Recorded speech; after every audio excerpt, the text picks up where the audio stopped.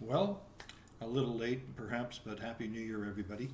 I hope it's going to be a great 2026, and let's make it so.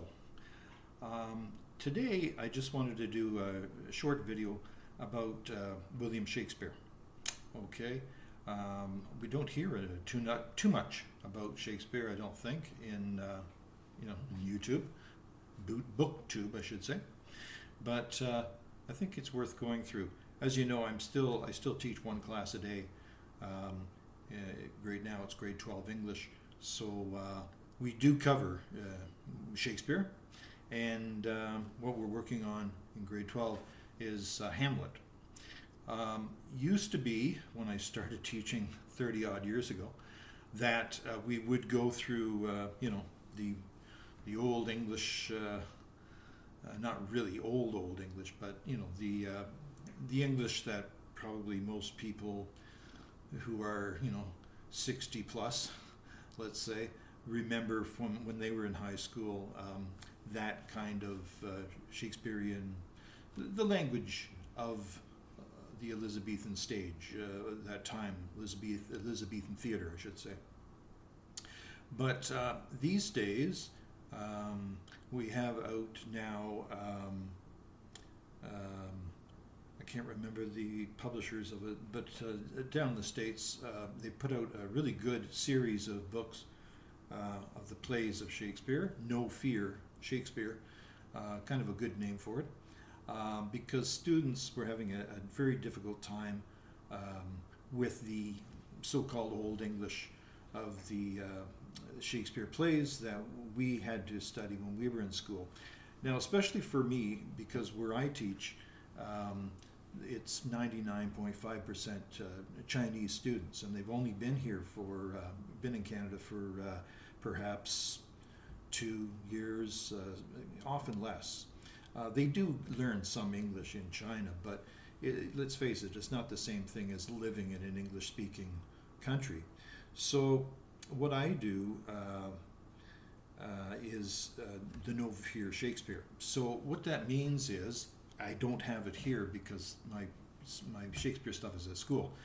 But on the one side of the page is the old English, let's say, and on the other side of the page will be the modern text of the play. So it's like this. So you can see the old one over here, and then the opposite page will be the new modern English, let's say. So we study the modern version, today's English, let's say. Keep on saying let's say. And we study that first. Before I have them read a Shakespeare, I start off with a couple of things. First of all, I do a little bit of a kind of a tongue-in-cheek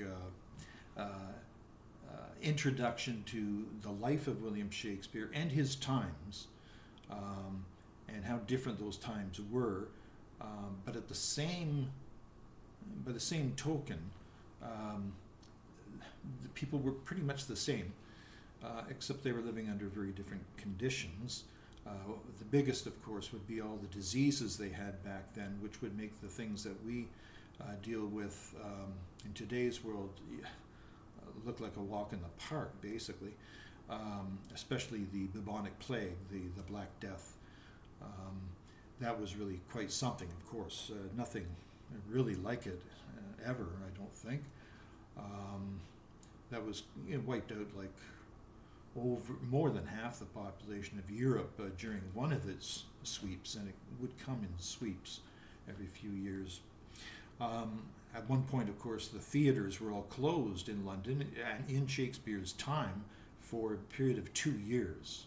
So because of they're trying to reduce the spread of the plague.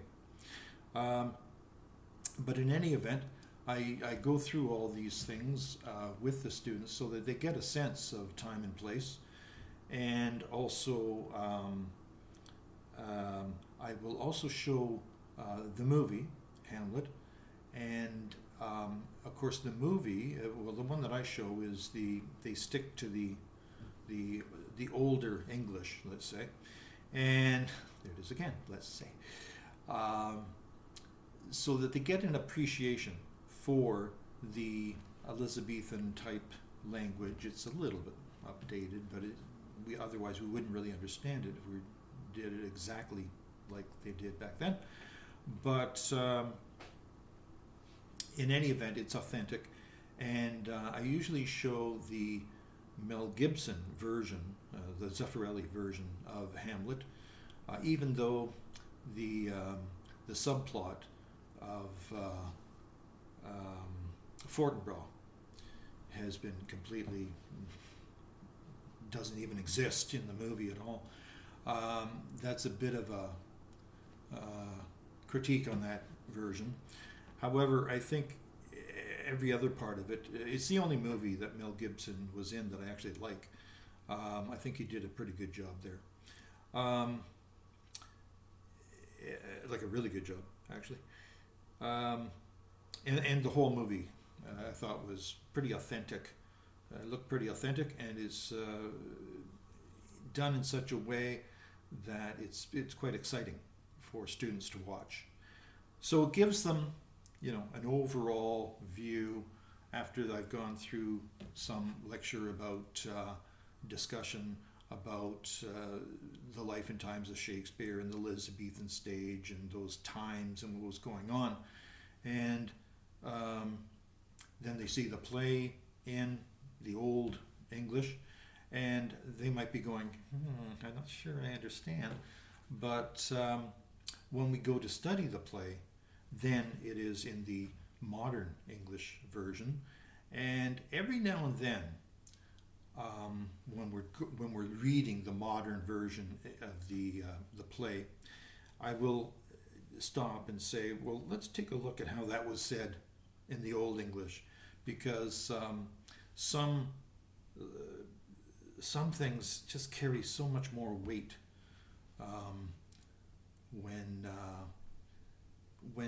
when you read, so much dramatic weight when they're read in the old from the old text.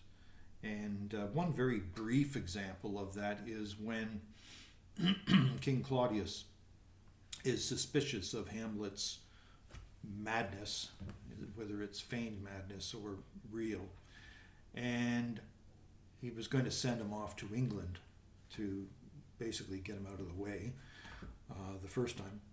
And he said to himself in just a very short soliloquy, "Madness in great ones must not unwatched go."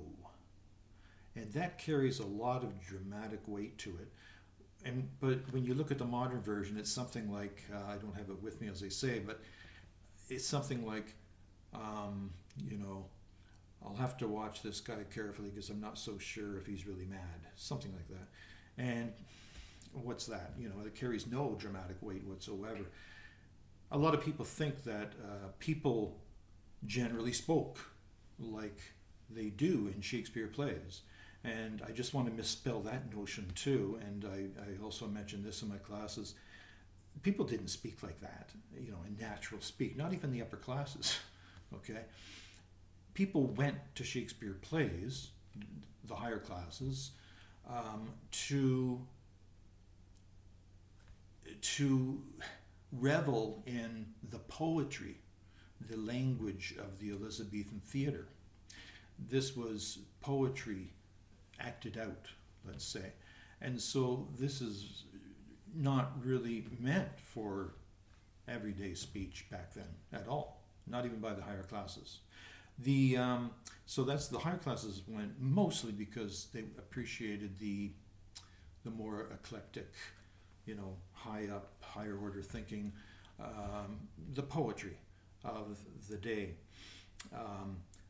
Not just for that. Some of the younger royals probably went for the sword fights that were shown on stage, and the body humor, because some of that humor was pretty, might cringe a little bit at some of it even today. But the poor audiences who stood in the pits, the groundlings, they would have, of course, gone for that all the way. I mean, they probably wouldn't even understand, this poetry and the love, the love stories, Romeo and Juliet, things like that. They were there for the sword fights and the body humor, for the most part.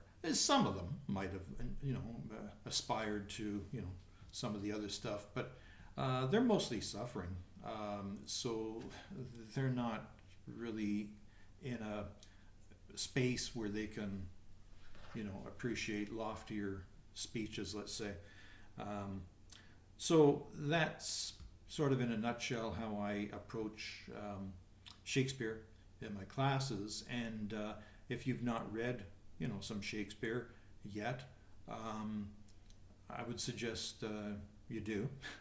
And again, if you get the No Fear Shakespeare editions of the plays, they have a modern day version, in case you didn't know that before.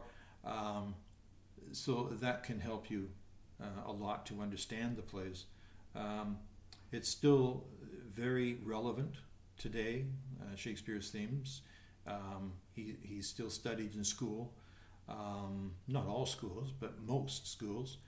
And this really shows, I think, that it's important. If you're interested at all in, a little bit at least about the human condition and the fullness of experience in life and things like that, you'll find that in Shakespeare. So anyway, my lecture is over for today. Went a little longer than I expected, but I have a lot of hesitations and stuff like that. Anyway, I wish you, again, a great 2026, and let's make it a good one. Let's all be kind to each other, help each other, because that's really what it's all about, isn't it? Take care, and I love you, BookTube. So next time, okay? Bye-bye.